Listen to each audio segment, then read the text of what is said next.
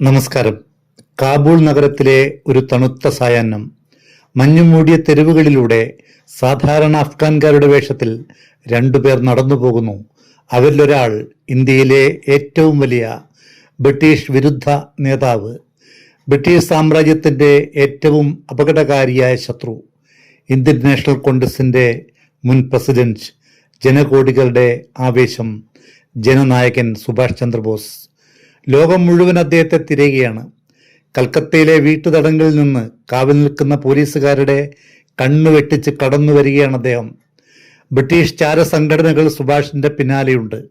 കണ്ടാലുടൻ വെടിവെച്ചു കൊല്ലാൻ ബ്രിട്ടീഷ് പ്രധാനമന്ത്രി വിൻസ്റ്റൺ ചർച്ചിലിന്റെ ഉത്തരവുണ്ട്. ഏറ്റവും ആപൽക്കരമായ യാത്രയിലാണ് നേതാജി. ബ്രിട്ടന്റെ ശത്രുരാജ്യങ്ങളുടെ പിന്തുണ തേടി ഇന്ത്യയുടെ സ്വാതന്ത്ര്യമാണ് ലക്ഷ്യം. അദ്ദേഹം വേഷം മാറി പല വൈതരണികൾ പിന്നിട്ട് അഫ്ഗാനിസ്ഥാന്റെ തലസ്ഥാനമായ കാബൂളിൽ എത്തിച്ചേർന്നു. പക്ഷേ യഥാർത്ഥ അപകടങ്ങൾ ഇപ്പോഴാണ് തുടങ്ങുന്നത്. നമസ്കാരം.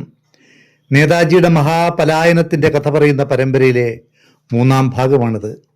കൽക്കത്തയിലെ വീട്ടിൽ നിന്ന് രക്ഷപ്പെട്ട നേതാജി പെഷവാറും ഖൈബർ ചുരവും കടന്ന് കാബൂളിലെത്തി.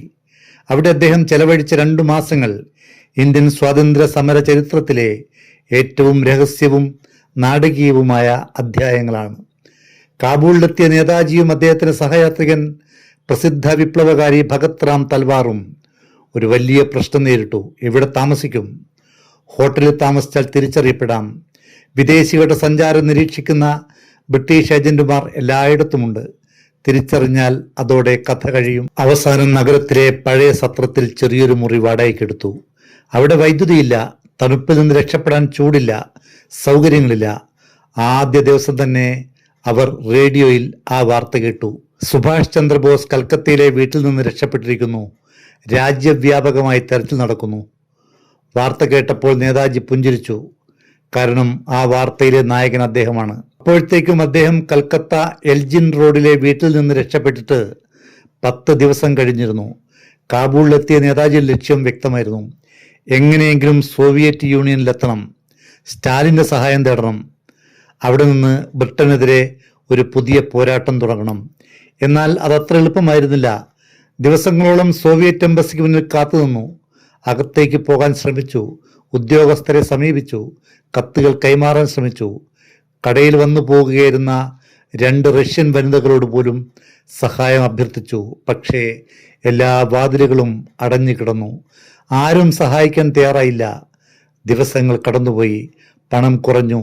അപകടങ്ങൾ വർദ്ധിച്ചു. ഒരു ദിവസം ഒരു അഫ്ഗാൻ പോലീസുകാരൻ മുറിയിൽ കയറി വന്നു. അയാൾ ചോദ്യം തുടങ്ങി. നിങ്ങൾ ആരാണ്? എവിടെ നിന്നാണ് വന്നത്? എന്തിനാണ് ഇവിടെ താമസിക്കുന്നത്? ചോദ്യങ്ങൾ തുടർന്നു.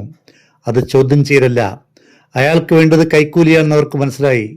കുറച്ച് പണം നൽകിയപ്പോൾ അയാൾ മടങ്ങി. പക്ഷേ നേതാജിക്കൊരു കാര്യം വ്യക്തമായി. ഇനി ഇവിടെ അധിക നാൾ തുടരാനാവില്ല. ഏതു നിമിഷവും ബ്രിട്ടീഷുകാരുടെ കയ്യിൽ അകപ്പെടാം. അപ്പോഴാണ് അദ്ദേഹം ഒരു നിർണായക തീരുമാനമെടുക്കുന്നത്. സോവിയറ്റ് യൂണിയൻ സഹായിക്കുന്നില്ലെങ്കിൽ ജർമ്മനിയെ സമീപിക്കാം. ബ്രിട്ടന്റെ ശത്രു ജർമ്മനിയായിരുന്നു. ഹിറ്റ്ലറുടെ സഹായം തേടാം. ശത്രുവിന്റെ ശത്രു ചിലപ്പോൾ മിത്രമാകാം. 1941 ഫെബ്രുവരി 2.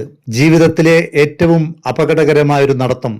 നേതാജി ഒറ്റയ്ക്ക് ജർമ്മൻ എംബസിയിലേക്ക് നടന്നു. ഗേറ്റിനപ്പുറം എന്താണ് കാത്തിരിക്കുന്നത് എന്ന് അറിയില്ല.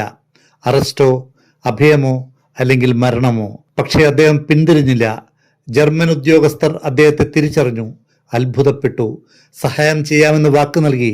പക്ഷേ ബെർലിനിൽ അറിയിക്കാം, അവിടെ നിന്ന് ഉത്തരവ് വരണം. അതുവരെ കാത്തിരിക്കണം. കാത്തിരിപ്പ്, വീണ്ടും വീണ്ടും കാത്തിരിപ്പ്. ആഴ്ചകൾ കടന്നുപോയി. അതിനിടെയാണ് ഒരു രക്ഷകനായി ഉത്തം ചന്ദ് രംഗപ്രവേശനം ചെയ്യുന്നത്. തൽവാറിന്റെ പരിചയക്കാരൻ, പഴയ വിപ്ലവകാരി, പെഷവാർ ജയിലിലെ സഹതടവുകാരൻ. കാബൂളിൽ റേഡിയോ ഷോപ്പ് നടത്തുന്നു. ദേശസ്നേഹി. സ്വന്തം ജീവൻ പോലും അപകടത്തിലാക്കി അദ്ദേഹം നേതാജിയെ വീട്ടിലേക്ക് ക്ഷണിച്ചു. ഉത്തം ചന്ദിന്റെ ഭാര്യ രമാദേവിയും അതേ ധൈര്യം കാണിച്ചു. അയൽക്കാർക്കൊരു സംശയവും ഉണ്ടാകാത്ത നിലയിൽ അവർ അദ്ദേഹത്തെ പരിപാലിച്ചു. അസുഖം വന്നപ്പോൾ ശുശ്രൂഷിച്ചു. അവരുടെ വീട്ടിലെ 2-ാം നിലയിലെ മുറി നേതാജിയുടെ രഹസ്യ ആസ്ഥാനമായി മാറി. ദിവസങ്ങൾ ഓരോന്നായി കടന്നുപോകുന്നു. ഒന്നും സംഭവിക്കുന്നില്ല.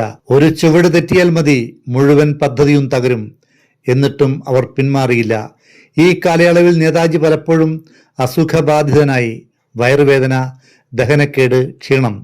പക്ഷേ മനസ്സിന്റെ കരുത്തൊട്ടും ചോർന്നില്ല. അദ്ദേഹം ഇന്ത്യയുടെ ഭാവിയെക്കുറിച്ച് ചിന്തിച്ചു. കത്ത് എഴുതി തൽവാർ ഏൽപ്പിച്ചു. ജ്യേഷ്ഠൻ ശരത് ചന്ദ്ര ബോസിന് നൽകണം. രാഷ്ട്രീയ പദ്ധതികൾ തയ്യാറാക്കി. ഒരു ദിവസം ഇന്ത്യ സ്വതന്ത്രമാകുമെന്ന ഉറച്ച വിശ്വാസത്തോടെ മുന്നോട്ട് ദിവസങ്ങൾ തള്ളി നീക്കി. അവസാനം മാർച്ച് മാസം. 2 മാസത്തെ അനിശ്ചിതത്വത്തിന് ശേഷം പ്രതീക്ഷയുടെ കിരണം തെളിഞ്ഞു.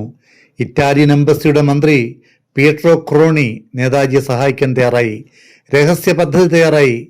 നേതാജിയുടെ രൂപം മാറ്റും, വ്യാജ പാസ്പോർട്ട് ഒരുക്കും, അഫ്ഗാനിസ്ഥാനിൽ നിന്ന് സുരക്ഷിതമായി പുറത്തു കടത്തും. എല്ലാം അതീവ രഹസ്യമായി. ഒരു സിനിമയിലെ രംഗങ്ങളെപ്പോലും വെല്ലുന്ന പദ്ധതി. മാർച്ച് 17 കാബൂളിലെ അവസാന ദിവസം. ഉത്തംചന്ദിനും കുടുംബത്തിനും നന്ദി പറഞ്ഞു. ആ വീട്ടിലെ അവസാന രാത്രി. ആർക്കും ഉറക്കം വന്നില്ല. കാരണം പിറ്റേന്ന് ചരിത്രം മാറാനിരിക്കുകയായിരുന്നു. 1941 മാർച്ച് 18 അതിപുലർച്ചെ. നഗരം ഇപ്പോഴും ഉറക്കത്തിലാണ്. ഒരു കാർ നിശബ്ദമായി വീട്ടിനു മുന്നിലെത്തി. ജർമ്മൻ, ഇറ്റാലിയൻ ഉദ്യോഗസ്ഥർ അതിലുണ്ടായിരുന്നു. നേതാജി പുതിയ വേഷത്തിൽ പുറത്തിറങ്ങി. പുതിയ പാസ്പോർട്ട് കിട്ടി. ഇപ്പോഴദ്ദേഹം സുഭാഷ് ചന്ദ്രബോസ് അല്ല, ഒരു യൂറോപ്യൻ യാത്രക്കാരൻ. ഒരു പുതിയ പേര്, ഓർലാൻഡോ മസോട്ട. ഒരു പുതിയ ദൗത്യം. കാറ് കയറുന്നതിന് മുമ്പ് ഭഗത് റാം തൽവാറിനെ അദ്ദേഹം മുറുകെ പുലുകി. ഇരുവരുടെയും കണ്ണുകളിൽ വികാരം നിറഞ്ഞിരുന്നു. വീണ്ടും കാണുമോ എന്ന് പോലും ഉറപ്പില്ല. കാർ പതുക്കെ മുന്നോട്ട് നീങ്ങി. കാബൂളിന്റെ മഞ്ഞുമൂടിയ തെരുവുകളിലൂടെ ചരിത്രത്തിലേക്ക്. കാബൂളിൽ ചെലവഴിച്ച 2 മാസങ്ങളില്ലായിരുന്നെങ്കിൽ പിന്നീട് ലോകം കണ്ട നേതാജി ഉണ്ടാവുമായിരുന്നില്ല. അവിടെ നിന്നാണ് ജർമ്മനിയിലേക്കുള്ള യാത്ര ആരംഭിച്ചത്. തുടർന്നാണ് ആസാദ് ഹിന്ദ് ഫൗജിന്റെ കഥ തുടങ്ങുന്നത്. താൽക്കാലിക ഗവൺമെന്റ് സിംഗപ്പൂരിൽ ഉണ്ടാക്കുന്നത്. ജർമ്മനിയും ഇറ്റലിയും ജപ്പാനും ഉൾപ്പെടെ 7 രാജ്യങ്ങൾ ഇന്ത്യയുടെ രാഷ്ട്രത്തലവനായി നേതാജി അംഗീകരിച്ചത്. അവിടെ നിന്നാണ് ദില്ലി ചലോ എന്ന മുദ്രാവാക്യത്തിലേക്കുള്ള വഴി തുറക്കുന്നത്. INA ഭടന്മാരെ നയിച്ച് ഇന്ത്യയുടെ വടക്ക് കിഴക്കൻ അതിർത്തിയിൽ ഇംഫാലിലും കൊഹിമയിലും ബ്രിട്ടീഷ് പട്ടാളത്തിനെതിരെ യുദ്ധം ചെയ്യുന്നത്. മണിപ്പൂരിലെ മൊയ്റാങ്ങിൽ ഇന്ത്യൻ ത്രിവർണ പതാക ഉയർത്തിയത്. ഓരോന്നോരോന്നായി അടുത്ത വീഡിയോകളിൽ പറയാം. ജർമ്മനിയിലെ നേതാജിയുടെ ജീവിതവും ഹിറ്റ്ലറുമായുള്ള കൂടിക്കാഴ്ചയും ആസാദ് ഹിന്ദ് പ്രസ്ഥാനത്തിന്റെ പുതിയ അധ്യായം നോക്കാം. നേതാജിയുടെ ഗ്രേറ്റ് എസ്കേപ്പിന്റെ ആദ്യ 2 വീഡിയോകൾ കാണാത്തവർക്കായി ലിങ്ക് കമന്റിലുണ്ട്.